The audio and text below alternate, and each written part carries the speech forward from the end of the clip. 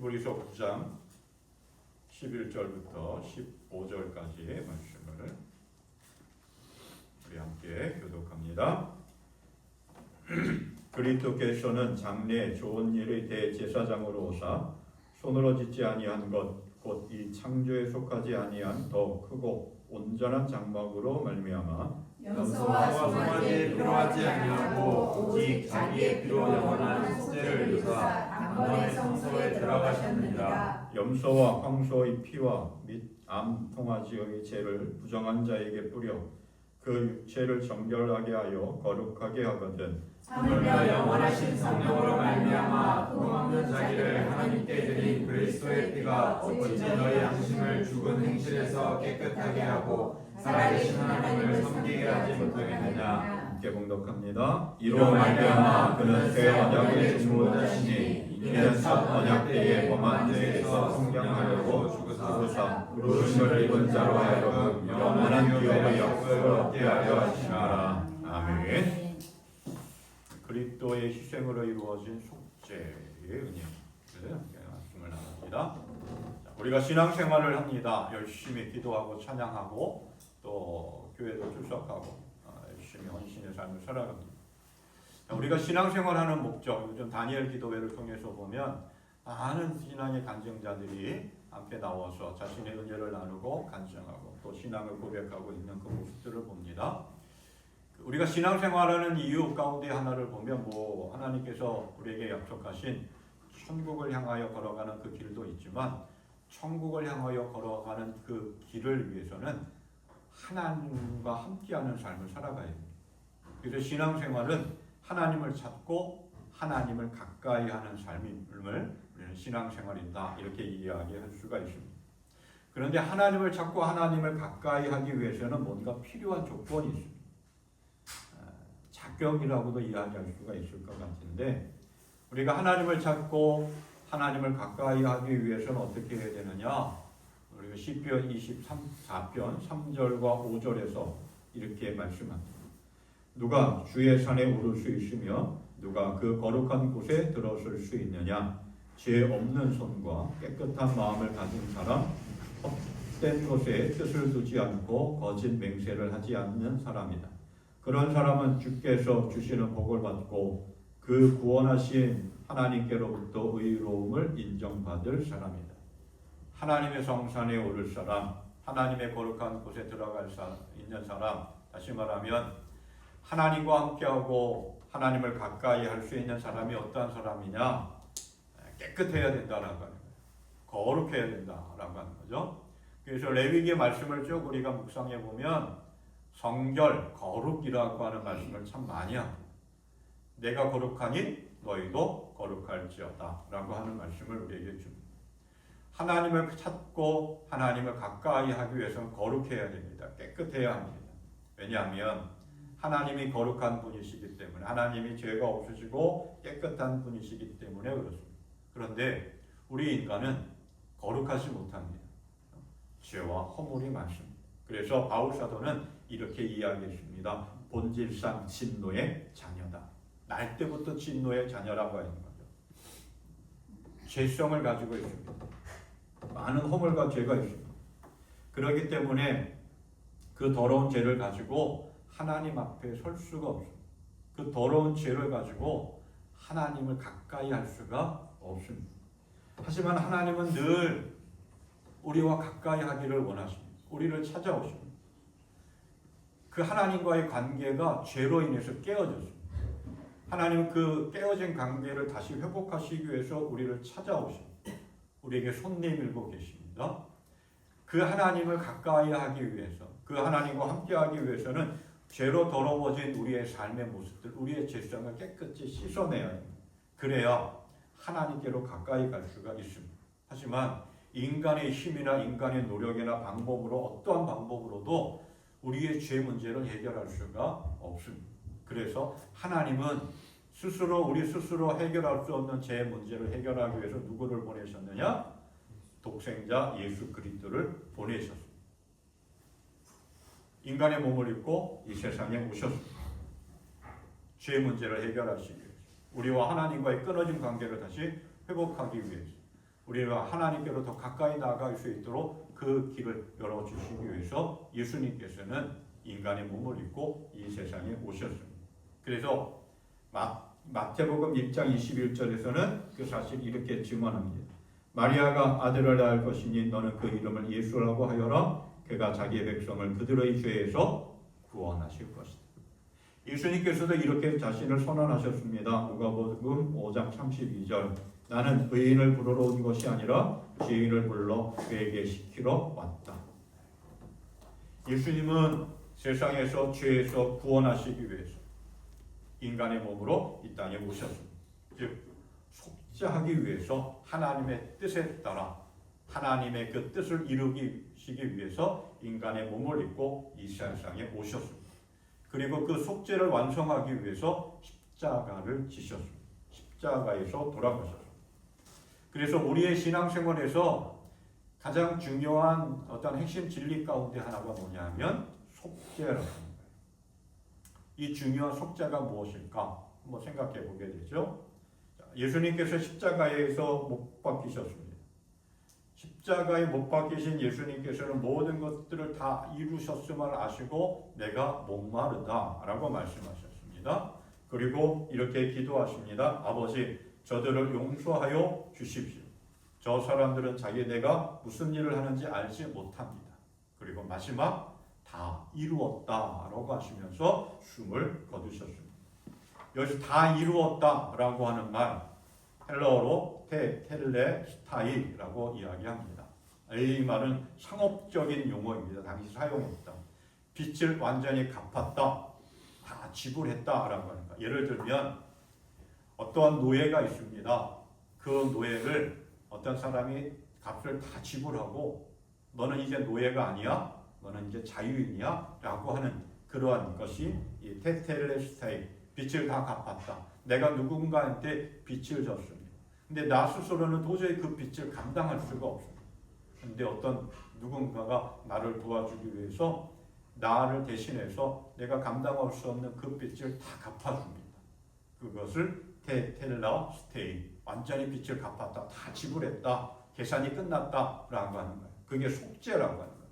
예수님께서 십자가를 지심으로 십자가에서 죽으심으로 십자가를 통해서 우리의 모든 죄의 값을 다 지불하시고 우리를 그 죄에서 그 하나님의 진노와 심판에서 해방시켜 주셨습니다. 그것이 속죄라고 하는 거예요. 우리의 죄를 대신 짊어지신 예수님, 그렇게 예수님의 희생으로 우리의 죄는 지워졌고 하나님과의 관계가 회복되어졌고 하나님께로 나아갈 수 있는 그 생명의 길, 천국으로 갈 수 있는 그 은혜의 길이 열려졌습니다. 하나님께로 담대하게 믿음을 고백하고 나아갈 수가 있게 되었습니다. 예수님께서 우리의 죄를 십자가를 통해서 다 용서해 주셨고 십자가에서 죽으심으로 그리고 다시 부활하심으로 그 속죄의 은혜가 완성이 되어졌습니다. 그래서 최고의 복은 속죄의 은혜입니다. 우리는 믿음의 삶을 살아가면서 하나님께 기도합니다. 하나님 복을 달라. 또 우리는 삶을 살아가면서 하나님으로부터 참 많은 복을 받았습니다. 물질의 복, 건강의 복, 평안의 복, 수많은 사람들의 도움을 통해서 우리는 많은 복을 받고 누리며 삶을 살아가고 있습니다. 그런데 그 어떠한 것보다 더 귀하고 더 큰 복이 뭐냐? 속죄의 은혜, 구원의 은혜라고 하는 거예요. 그래서 그 구속의 은혜, 속죄의 은혜를 통해서 우리가 예수 믿고 천국을 향하여 걸어갈 수 있는 그게 가장 큰 복입니다. 그게 가장 큰 은혜. 그래서 찬양 가운데 이러한 찬양이 있습니다. 나는 주를 섬기는 것에 후회가 없습니다. 우리가 오후 시간에 유튜브를 통해 함께 부르고 배우고 있는 찬양 가운데 하나인데 오늘 저녁에도 할까? 오늘 저녁에 오늘 오후에도 한번 불러볼까 합니다. 이러한 가사가 있죠. 나의 평생에 가장 복된 일은 내가 예수님을 만난 것이요. 나의 평생에 가장 잘한 일은 내가 예수님을 주로 섬기는 것이다. 가장 복된 것. 가장 잘한 건 뭐냐? 내가 예수를 믿고 예수와 함께 믿음의 삶을 살아가는 것. 그 은혜에 감사하며 담대하게 믿음의 길을 걸어갈 수 있기를 소망합니다. 이렇게 예수의 은혜로 우리가 예수님을 만나고 예수님을 믿고 예수님의 은혜로 속죄함을 받았습니다. 우리의 죄와 허물이 다 지워졌고 그리고 이 하나님으로부터 우리가 의인이다 이렇게 인정을 받았습니다. 그래서 오늘 시편 32편 1절에서도 이렇게 말씀합니다. 허물의 사함을 받고 자신의 죄가 가려진 자는 복이 있도다 라고 말씀합니다. 또 이사야 54장 4절에서도 두려워하지 말라 네가 수치를 당하지 아니하리라 놀라지 말라 네가 부끄러움을 보지 아니하리라 네가 젊었을 때의 수치를 잊겠다라고 하나님께서 선언하셨습니다. 속죄의 은혜를 받았습니다. 그 속죄의 은혜는 누구를 통해서 무엇을 통해서 주어졌느냐? 예수 그리스도의 십자가를 통해서 부어졌습니다. 오늘 히브리서 9장 말씀이 그것을 우리들에게 이야기하여 주고 있습니다. 예수 그리스도의 십자가를 통해서 영원히 속죄의 은혜가 우리에게 주어졌다라고 하는 거예요. 26절 말씀 우리가 읽지 않았지만 그것은 그가 그 몸을 여러 번 바치셔서 하였다고 하면 그는 창세 이래로 여러 번 고난을 받으셔야 했기 때문입니다. 그러나 이제 그는 자기를 희생 제물로 드려서 죄를 없애시려고 시대의 종말에 오직 한 번 나타나셨습니다. 히브리서는 예수 그리스도의 위대하심과 특별하심에 대해서 증거하고 있습니다. 그 당시 유대인들이 기독교로 개종했는데 많은 유대인들로부터 핍박을 받습니다. 고난 가운데 있습니다. 그래서 다시 유대교로 돌아가려고 하는 사람들이 많았습니다. 그러한 사람들에게 우리가 믿는 예수 그리스도, 우리가 바라보는 예수 그리스도는 어떠한 분이냐? 천사보다도 모세보다도 더 위대하고 특별하고 하나님의 아들이다. 영원한 대제사장이시다라고 하는 그 말씀을 증거하면서 어떠한 고난과 환난 속에 있다 하더라도 믿음의 길을 걸어라 라고 이야기해 주고 있습니다. 그런 가운데 히브리서 9장을 통해서 예수 그리스도께서 단 한 번의 희생으로 이루신 속죄의 은혜는 구약시대의 율법을 통해서 하나님께서 약속하셨고 말씀하신 그 속죄의 제사보다도 더 탁월하고 영원하다. 단 한 번의 그 속죄의 사건으로 통해서 희생의 제사를 통해서 그 은혜를 우리에게 이야기해 주고 있습니다. 예수 그리스도의 십자가를 통해서 이루신 이 속죄의 은혜, 그 속죄의 은혜를 이루신 예수 그리스도의 십자가는 어떠한 의미로 우리들에게 주고 있느냐라고 하는 그 비밀을 오늘 히브리서 9장 말씀을 통해서 우리에게 알려주고 있습니다. 첫째로 예수 그리스도의 십자가, 속죄의 은혜를 이룬 예수 그리스도의 십자가는 첫 번째 언약의 속죄가 담겨져 있습니다. 첫 번째 언약, 첫 번째 속죄. 자, 우리말 성경에는 없지만 히브리 원문, 히브리서 그 원어 성경에는 그럼 9장을 시작할 때 이렇게 시작하고 있다고 합니다. 그러므로 한편으로는 이야기를 시작합니다. 첫 번째 언약에도 예배와 예배 규칙과 세상의 성소가 마련되어 있습니다. 라고 하면서 성소와 지성소에 있는 기구들에 대해서 이야기해 주고 있고 그리고 지성소에서 행해졌던 속죄 제사에 대해서 이야기하고 있습니다. 하나님의 은혜로 이스라엘 백성들은 이집트에서 노예 생활하다가 하나님께서 약속하신 가나안 땅을 향하여 출애굽하여 40년 동안 광야길을 걸어갑니다. 그 광야길을 걸어가는 이스라엘 백성들에게 하나님께서는 광야에서 아무것도 없는 허허벌판 속에서 성막을 만들라고 명령하십니다. 여러 가지 설계도도 하나님께서 가르쳐 주셨고 많은 어떠한 방법으로 어떠한 재료들을 가지고 어떻게 성막을 만들라라고 하는 것을 말씀하셨습니다. 그래서 이스라엘 백성들은 광야에서 머물면서 하나님께서 말씀하신 대로 성막을 만듭니다. 그리고 그 성막 안에서 하나님께 예배합니다. 성막은 동쪽으로 출입구가 나 있습니다. 그 출입구를 통해서 성막 문 안으로 들어가면 넓은 뜰이 있습니다.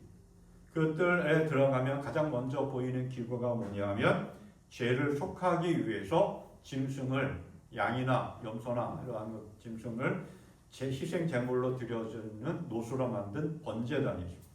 그리고 그 번제단을 지나면 그 옆에 손을 씻는 물두멍이 있습니다.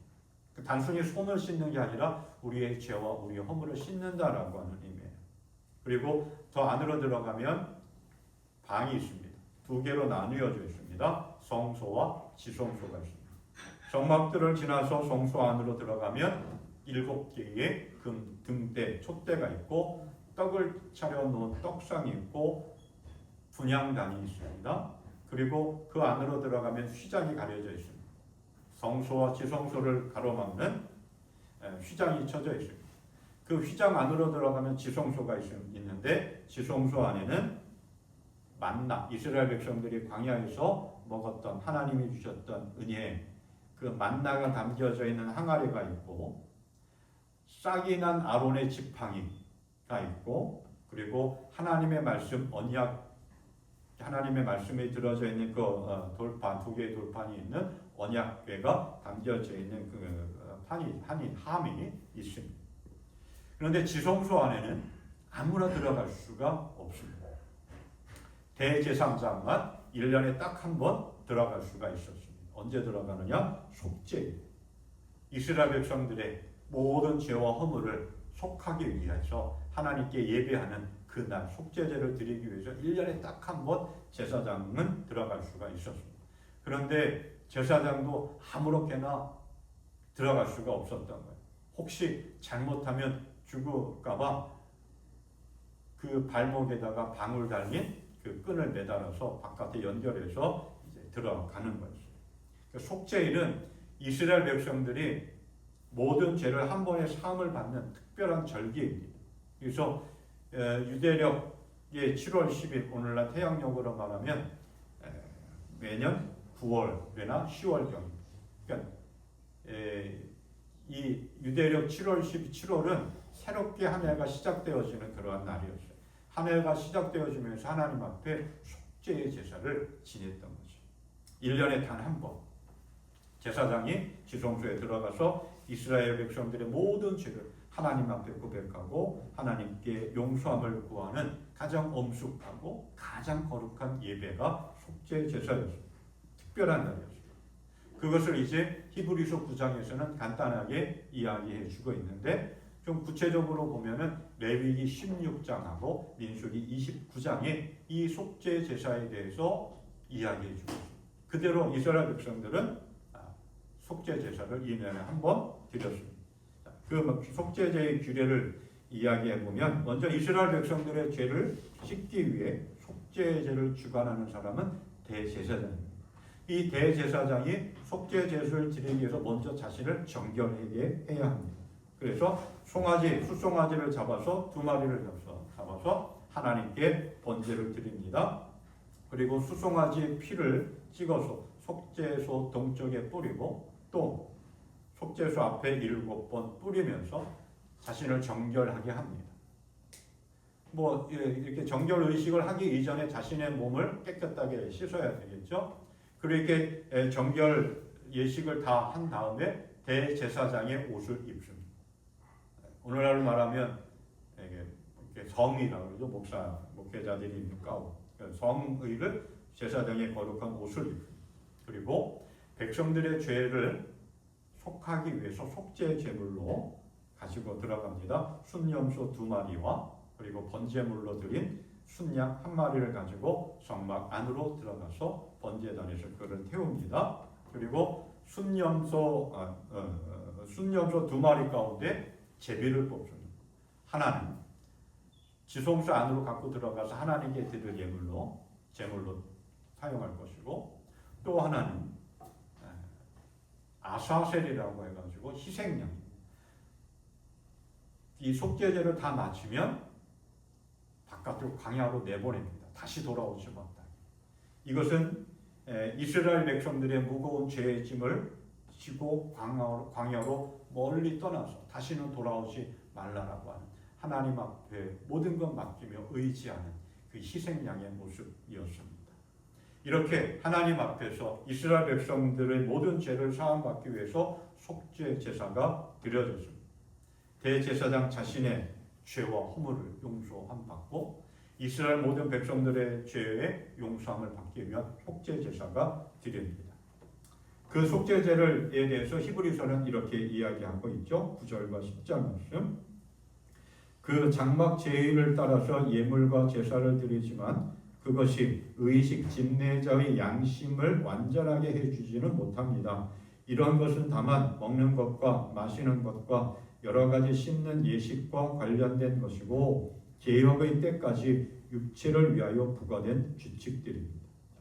이 첫 번째 속죄 제사는 뭐냐 하면 완전하지 못하다라고 하는 거예요. 왜냐하면 1년에 한 번씩 매년 1년마다 한 번씩 대제사장이 짐승을 잡아서 이 하나님 앞에 제물을 불태우고 이스라엘 백성들의 죄를 하나님 앞에 고백하며 용서함을 받습니다. 매년 행하기 때문에 1년마다 속죄일마다 행하기 때문에 한시적이에요. 쉽게 얘기하면 유통기한이 있는 거죠. 1년마다 유통기한이 있는 거예요. 그래서 완전하지 못하다라고 성경은 이야기하고 있습니다. 마치 우리가 휴대폰 예를 들면 휴대전화를 이렇게 갖고 있다가 물이 쏟아져 가지고 휴대전화에 젖습니다. 그러면 급한 대로 휴지를 닦는다든지 탈탈 텁니다. 근데 그거를 완전하게 고쳐지는 것은 아니죠.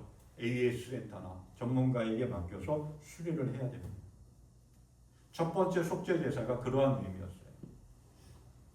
그냥 1년에 한 번씩 하나님 앞에 하나님 우리의 죄를 고백합니다. 용서해 주십시오. 그렇게 속죄해서 하나님께 더 가까이 나아가기 위해서 하나님과의 관계를 유지하기 위해서 죄를 용서함 받기 위해서 드려지는 이 속죄 제사는 매년 똑같이 반복되어졌기 때문에 완전하지 않습니다. 영원하지 않습니다. 한시적으로 유통기한이 있는 것입니다. 1년에 한 번, 매년. 그래서 성경은 뭐라고 이야기하고 있느냐? 10절 말씀. 개혁의 때까지 육체를 위하여 부과된 규칙들입니다. 개혁을 위하여. 개혁의 때까지. 개혁이라고 하는 의미를 우리가 한번 생각해 보면 그 개혁이 누구냐? 예수 그리스도의 오심. 예수 그리스도를 통해서 예수 그리스도께서 십자가에서 피를 흘리심으로 새로운 언약이 맺어질 때까지, 새로운 속죄의 제사가 드려질 때까지 임시적으로 이루어지는 하나의 계약이라고 하는 거예요. 규칙이라고 하는 거죠. 그래서 예수님께서 십자가에서 피를 흘리심으로 인해서 새로운 속죄의 언약이 이루어졌습니다. 그렇다고 첫 번째 속죄의 언약이 무효가 되는 것이 아니라 예수님의 오심으로 인해서 율법이 완성이 되어졌습니다. 첫 번째 언약, 첫 번째 속죄가 불완전한, 완전하지 못하고 한시적이고 일시적이었지만 예수 그리스도를 통해서 그 첫 번째 속죄의 은혜가 완성되어졌다는 겁니다. 구원이 완성되어졌다는 겁니다. 그래서 예수 그리스도의 십자가는 두 번째 의미로는 새로운 속죄의 은혜가 담겨져 있습니다. 속죄일, 이스라엘 백성들이 하나님 앞에 죄를 고백하고 하나님 앞에 거룩함을 다시 회복하는 그러한 특별한 절기입니다. 하지만 매년 드려지는 것이기 때문에 또 인간인 대제사장이 행하는 것이기 때문에 완전하지는 못합니다. 한시적입니다. 제한적이죠. 그렇기 때문에 영원한 속죄제가 필요했고 새롭게 뭔가 새로운 그 어떤 언약이 필요했습니다. 그래서 하나님께서는 그 새로운 속죄의 은혜를 베풀어 주시기 위해서 독생자 예수 그리스도, 어린 양 예수 그리스도를 보내셨습니다. 11절 12절에 그래서 이렇게 이야기하고 있죠. 그러나 그리스도께서 이미 이루어진 좋은 일을 주관하시는 대제사장으로 오셔서 손으로 만들지 않은, 다시 말하면 이 피조물에 속하지 않은 더 크고 더 완전한 장막을 거쳐서 오직 한 번 지성소에 들어가셔서 염소나 송아지의 피로소가 아니라 자기의 피로소 우리에게 영원한 구원을 이룩하여 주셨습니다. 예수 그리스도께서 이미 이루신 더 좋은 일을 행하신 대제사장이다라고 합니다. 매년 속죄제를 드리기 위해서 수없이 많은 제물을 잡았습니다. 피를 뿌렸습니다. 그런데 매년 잡는 그 짐승들이 아니라 이제는 단 한 번에 예수 그리스도의 피 흘리심으로 인해서 단 한 번 예수 그리스도의 죽음의 희생을 통해서 새로운 속죄의 은혜가 맺어졌다는 거예요. 새로운 하나님의 약속이 오직 한 번의 희생, 예수 그리스도의 십자가의 피를 통해서 이루어졌다는 거예요. 그래서 오늘 성경도 그렇게 이야기하죠. 다른 짐승들의 피로가 아니라 자기의 피로서 우리에게 영원한 구원을 이룩하여 주셨습니다. 단 한 번의 희생, 예수 그리스도의 희생으로 예수 그리스도의 피로 영원한 새로운 그런 그 언약이 이루어졌습니다. 그래서 예수 그리스도는 새로운 언약의 중보자입니다라고 선포하고 있습니다. 오늘 우리가 히브리서 전체적인 말씀을 다 읽지는 않았지만 히브리서 말씀 곳곳에 보면은 예수님은 우리의 새로운 언약의 중보자라고 하는 말씀들이 몇 번 나옵니다. 그리고 7장 22절 말씀을 보면 예수께서는 더 좋은 언약을 보증하시는 분이 되셨습니다라고 선포합니다. 또 8장 6절에서 보면 그러나 이제 그리스도께서는 더욱 훌륭한 직무를 맡으셨습니다. 그것은 그가 더 좋은 약속을 바탕으로 해서 세우신 더 좋은 언약의 중보자이시기 때문입니다. 새로운 속죄의 은혜를 속죄의 길을 열으셨습니다. 새로운 약속을 주셨습니다. 누구를 통해서? 중보자 되신 예수 그리스도. 하나님과 우리 인간 사이에 다리를 연결하는 끊어진 죄로 인해서 끊어진 그 관계를 다시 회복하기 위해서 중보자로서 사단의 역할로 예수 그리스도께서 이 땅에 오셨고 그리고 십자가에서 피를 흘리며 희생을 통해서 구속의 은혜, 속죄의 은혜를 새롭게 맺어졌습니다. 그래서 우리는 그 예수 그리스도의 은혜를 생각하고 그 예수 그리스도의 피 흘리심에 감사하며 믿음으로 고백하며 나아갈 때 우리는 하나님 앞에 더 가까이 나아갈 수가 있고 구원의 길에 들어서서 그 구원을 완성할 수가 있게 되었습니다. 이게 예수 그리스도 십자가의 은혜입니다. 그 은혜를 우리는 누리며 감사하며 삶을 살아갈 수 있기를 바랍니다. 그리고 그 새로운 속죄의 은혜가 담겨져 있는 십자가를 단단히 붙잡고 걸어가는 그런 승리하는 인생 되기를 소망합니다. 또한 속죄의 은혜를 주신 이 예수 그리스도의 십자가는 영원한 언약의 속죄가 담겨져 있습니다. 영원한 약속이라고 합니다. 오늘 12절 말씀 보니까 이렇게 이야기합니다. 오직 한번 지성소에 들어가셔서 염소나 송아지의 피로소가 아니라 자기의 피로소 우리에게 영원한 구원을 이룩하여 주셨습니다. 또 15절 말씀 그러므로 그리스도께서 새 언약의 중보자이십니다. 그는 첫 번째 언약 아래에서 저지른 범죄로서 사람들을 속량하시려고 죽으심으로써 부르심을 받은 사람들의 약속에 약속된 영원한 유업을 차지하게 하셨습니다. 매년 반복되어졌던 그 속죄 제사, 그게 이제는 단 한 번 예수 그리스도가 십자가에서 피 흘려 죽으심으로 예수 그리스도의 그 죽음의 희생을 통해서 단 한 번의 희생을 통해서 영원한 속죄의 은혜가 우리에게 주어졌다는 거예요. 다시는 짐승을 잡는 피 흘림이 없다는 거예요.